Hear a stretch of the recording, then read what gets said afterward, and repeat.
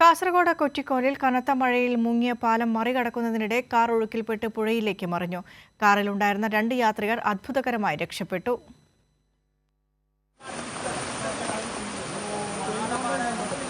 കാഞ്ഞങ്ങാട് നിന്നും കർണാടക പുത്തൂരിലേക്ക് കാറിൽ പോകുകയായിരുന്നവരാണ് പള്ളഞ്ചിയിൽ അപകടത്തിൽപ്പെട്ടത്.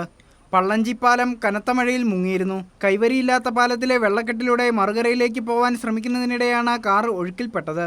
ഒഴുക്കിൽപ്പെട്ട കാർ പുഴയിലേക്ക് മറിയുന്നതിനിടെ കാറിലുണ്ടായിരുന്ന കാഞ്ഞങ്ങാട് സ്വദേശികളായ റാഷിദ്, തസ്രീഫ് എന്നിവർ പുഴയിലേക്ക് ചാടി. ഒഴുക്കിൽപ്പെട്ട ഇരുവരും കുത്തിയൊഴുകുന്ന പുഴയ്ക്ക് നടുവിലെ മരത്തിൽ പിടിച്ചു നിൽക്കുകയായിരുന്നു. നാട്ടുകാരും അഗ്നിരക്ഷാസേനയും ചേർന്ന് ശ്രമകരമായാണ് ഇവരെ പുറത്തെത്തിച്ചത്.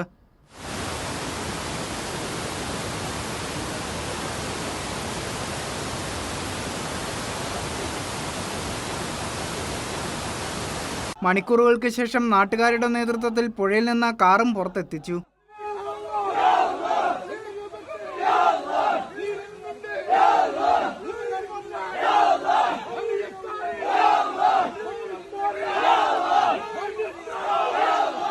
കൈരളി ന്യൂസ്, കാസർഗോഡ്.